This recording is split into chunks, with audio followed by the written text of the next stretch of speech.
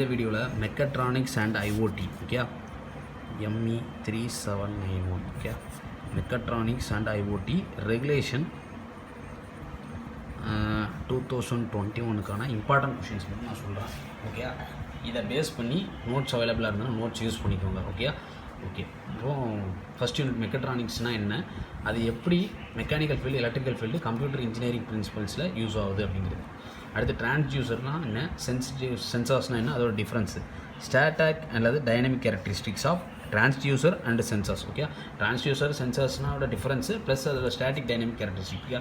இதை எக்ஸ்பிளைன் பண்ணணுன்னா கூட நான் ஒரு வீடியோ போஸ்ட் பண்ணுறேன் ஓகே. இப்போதைக்கு இந்த கொஷின்ஸ்லாம் அவங்க நல்லா படிச்சுக்கோங்க. அடுத்து resistive transducer, capacitive transducer, inductive transducer, resonant transducer okay. இது வந்து ஒரு ஹாஃபாக வந்து வச்சுக்கலாம் ஓகே. ஃபஸ்ட் யூனிட்டில் இது ஒரு ஹாஃப் ஓகே. இந்த ஒரு ஹாஃப் நல்லா வந்து படிச்சுக்கணும்.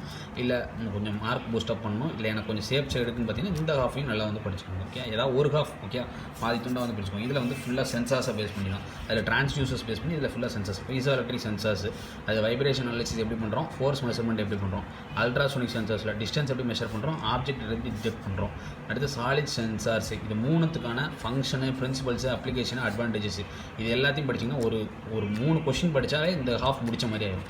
அடுத்து role of actuators in closed loop சர்க்யூட்ஸில் எப்படி இருக்குது, அண்டு ப்ரிசிஷன் மூவ்மெண்ட் கண்ட்ரோலில் எப்படி இருக்குது அப்படிங்கிறது ஓகே. ஃபஸ்ட் யூனிட்டை பொறுத்த வரைக்கும் ஒரு 5 கொஷின்ஸ் போடுறேன் ஓகே. அந்த 5 பார்த்தீங்கன்னா நிறைய இருக்கிற மாதிரி தெரிஞ்சுது அப்படின்னா இந்த ஹாஃபில் ஒர்க்கிங் நான் சொன்ன அந்த விஷயங்கள் மட்டும் தெளிவாக வந்து பார்த்துக்கணும். இல்லை இந்த டிரான்ஸ்டியூசர்ஸு இந்த ஹாஃப் படித்தாலும் ஓகே தான் ஓகே. இது ஃபஸ்ட் யூனிட்டை பொறுத்த வரைக்கும் நோட் பண்ணியாச்சா.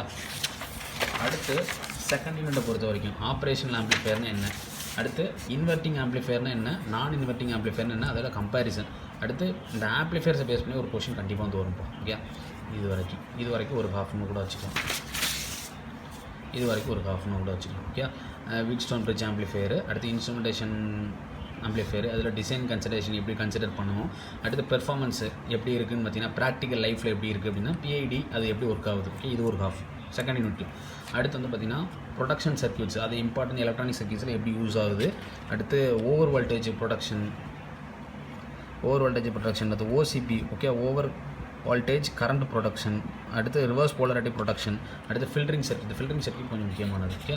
அடுத்து இதில் இந்த ஹாஃப் ரொம்ப முக்கியம் தான் ஆம்பிளிஃபையர்ஸ் கான்செப்ட் ஓகே, அந்த பிஐடி எல்லாமே ஓகே. அடுத்து ஃபில்டரிங் சர்க்யூட்ஸ், அதோட அப்ளிகேஷன்ஸு, மல்டிப்ளெக்ஸு, அதோட ஃபங்க்ஷன், அதோட அப்ளிகேஷன்ஸு ஓகே.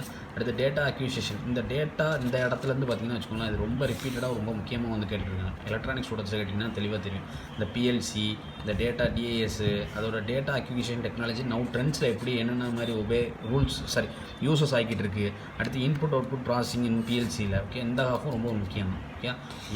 இதை 3 துண்டாக கூட உடச்சிருக்கேன். இந்த காஃபி படிச்சிக்கலாம், இல்லை இந்த காஃபி படிச்சிக்கலாம். அந்த இந்த பிஎல்சி அப்படிங்கிற ஒரு முக்கியமான கான்செப்ட் ஓகே. நல்லா வந்து படித்து வச்சுக்கோங்க ஓகே. யூனிட் 2 நான் சொல்லிட்டேன் ஓகே. ஜஸ்ட் ஒரு ஸ்க்ரீன்ஷாட் வந்து எடுத்து வச்சுக்கோங்க ஓகே. அடுத்து யூனிட் 3 வந்து ஐஓடி, இன்டர்நெட் ஆஃப் திங்ஸ், அது எப்படி இன்டர்நெட் கனெக்டிவிட்டி டிவைஸ்லேருந்து மாறுபடுது, ஆர்கிடெக்சர் எப்படி அதை பில்ட் பண்ணுறோம், அதோட காம்போனன்ட்ஸ் என்ன, அதோட perception layer, network layer, application layer, functionality. ஐஓடின்னு எடுத்துகிட்டு இதை ஃபுல்லாக ஒரே கொஸ்டின் மாதிரி பார்க்கணும். ஐஓடின்னு எடுத்துகிட்டு அதோட ஆர்கிடெக்சர் என்ன, அதோட லேயர்ஸை எப்படி நம்ம பிரிக்கிறாங்க அப்படின்னு. இதை ஒரு ஹாஃப். அது சென்சார்ஸ் ஐஓடியில் எப்படி ரூல் ஒபே ஆகுது, அதோட சென்சார்ஸ் அண்ட் ஆக்சுவேட்டர்ஸ் எப்படி ஐஓடி சிஸ்டத்தில் யூஸ் ஆகுது அப்படிங்கிறது. இந்த key steps in implementation of IoT project. அடுத்து எம்பெடட் சிஸ்டம் ஓகே. ஜென்ரல் பர்பஸ்க்கு எப்படி கம்ப்யூட்டிங் சிஸ்டத்தில் எப்படி யூஸ் ஆகுது அப்படிங்கிறது ஓகே. இதுலேயே ஒரு ஹாஃப் அந்த ஐஓடி திங்ஸை பேஸ் பண்ணியே ஒரு ஹாஃப் வந்து வந்துடும். இந்த சென்சார்ஸ் இது வரைக்கும் ஒரு ஹாஃப்னு கூட வச்சுக்கலாம். இது வரைக்கும் ஒரு ஹாஃப். 5வது கொஸ்டின், 6வது 7வது 8வது இன்னொரு ஹாஃப்னு கூட வச்சுக்கலாம். மைக்ரோ கண்ட்ரோல் ரொம்ப ஒரு முக்கியம். மைக்ரோ ப்ராசஸர் வந்து எலக்ட்ரானிக்ஸை பொறுத்த வரைக்கும் ரொம்ப ஒரு முக்கியமான கான்செப்ட். ஏன்னா மெக்கட்ரானிக்ஸ் இது okay. Mechanical plus electronics okay, அது ப்ளஸ் இன்டர்நெட் ஆஃப் திங்ஸையும் சேர்த்து இந்த இடத்துல சிலபஸ் வந்து கொடுத்துருக்காங்க.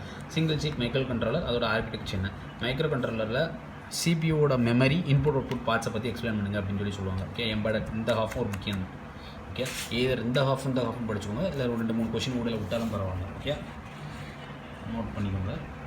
ஒரு யூனிட்டுக்கு ஒரு 5 கொஷின் நான் சொல்லியிருக்கேன் ஓகே. இதில் 8 கொஷின் இருக்குதுன்னு நினைக்காங்க. ஏதோ ஒரு 5 கொஞ்சம் முக்கியமாக நீங்கள் வந்து பார்த்து வச்சுக்கோங்க ஓகே. மொத்தம் ஒரு 25 கொஷின்ஸ் வர மாதிரி பார்த்துக்கோங்க. ஏன்னா இது ஃபஸ்ட் ரெகுலேஷன், இப்போ தான் சிலபஸ் இது பண்ணியிருக்காங்க அப்படிங்கிறதுனால கொஞ்சம் நம்ம கேர்ஃபுல்லாக படிச்சுக்கணும். 3rd யூனிட் நான் சொல்லிட்டேன். அடுத்து 4th யூனிட்டை பார்த்தீங்கன்னா C++ பைத்தான், இது நம்ம ஃபஸ்ட் இயரில் படித்தோம். பைத்தான் C++ பேஸ் பண்ணியிருக்கலாம். லினக்ஸ் ஆப்ரேட்டிங் சிஸ்டம், அதோட கர்னல், டீட்டெயிலிங் எப்படி, அடுத்து யூசர் ஸ்பேஸ் காம்போனன்ட்ஸ் என்னன்னு சொல்லிட்டு, அடுத்து இஎஸ்பி ராஸ்பெரி பை, இதில் இந்த ஹாஃப் தான் ரொம்ப ரொம்ப முக்கியம். ESP 8266 என்ன, அதோட ஒர்க்கிங் மாடல் என்ன, லிமிடேஷன்ஸ் கேப்பபிலிட்டிஸ் என்ன, ராஸ்பெரி பை அதோட பெர்ஃபார்மன்ஸு ஸ்பெசிஃபிகேஷன்ஸு அதோட டார்கெட் அப்ளிகேஷன்ஸ் என்ன அப்படிங்கிறத நோட் பண்ணிக்கோங்க. அடுத்து டூ இட் யுவர்ஸ்க்கு கம்ப்யூட்டர் சயின்ஸ் ஃபெசிலிட்டிங்கில் ப்ராஜெக்ட்ஸ் எலக்ட்ரானிக்கில் எப்படி யூஸ் ஆகுது, இது ஒரு ஹாஃப் இது ஒரு ஹாஃப். எனக்கு இந்த ஹாஃப் கூட நீங்கள் படிக்காட்டி இந்த ஹாஃப் நல்லா வந்து படிச்சுக்கோங்க. ராஸ்பெரி பை ஒரு முக்கியமான காம்போனன்ட், ESP 8266 ஒரு முக்கியமானது. ஓகே, நோட் பண்ணிக்கோங்க. 4th unit. 5th யூனிட்டை பொறுத்த வரைக்கும் எல்லாமே பார்த்தீங்கன்னா கேஸ் ஸ்டடீஸ் தான் இருக்கும். IoT சென்சாரில் அக்ரிகல்ச்சரில் எப்படி யூஸ் ஆகுது, ஓகே, சாயில் மானிட்டரிங்கில், அடுத்து கிராப் ஹெல்த் மேனேஜ்மெண்ட்டில் எப்படி இருக்குது, ரிசோர்ஸ் ஆப்டிமைசேஷனில் எப்படி இருக்குது.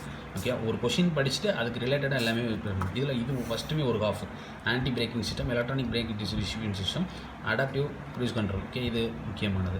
அடுத்து இதில் வந்து பார்த்திங்கன்னா ஆர்கிடெக்சரில் சென்சார்ஸ் ஆக்சுவேட்டர்ஸ் கண்ட்ரோல் சிஸ்டமில் இப்படி வாட்டர் மேனேஜ்மெண்ட்டை வச்சு நம்ம இது பண்ணுறோம் அப்படிங்கிறது. அடுத்து ட்ரோன்ஸ், இப்போ எல்லா கல்யாண வீட்லேயும் எல்லா இடத்துலையும் பார்த்திங்கன்னா ட்ரோன்ஸ் வந்து இது பண்ணுறாங்க. லாக்டவுன் டைமில் கூட ட்ரோன்ஸ் ஒரு முக்கியமான ஃபேக்டராக வந்து இருந்தது. அதாவது ட்ரோன்ஸ் எப்படி ஆக்சுவேட் பண்ணுறோம், ஓகே, ஸ்டேபிள் ஃப்ளைட்டு, ஒரு அதோட மூவ்மெண்ட்டை எப்படி நம்ம கண்ட்ரோல் பண்ணலாம் அப்படிங்கிற மாதிரி கொஷின்ஸ் வந்து கண்ட்ரோல் சிஸ்டம்ஸ் அப்படின்னு கொடுத்துருக்காங்க. Robots and anatomy, recognition, navigation, path planning பொறுத்து. இது ஒரு ஹாஃப் இது ஒரு ஹாஃப், இதையும் நீங்கள் நோட் பண்ணி வச்சுக்கோங்க. ஓகே, ஒரு 5 கொஷின் வர மாதிரி நான் சொல்லியிருக்கேன். ஓகே, இதில் வேறு எதுவும் சப்ஜெக்ட்ஸுக்கு உங்களுக்கு வீடியோஸ் வேணும்னு நினச்சிக்கிங்க கமெண்ட் பண்ணுங்கள். Bye, all the best.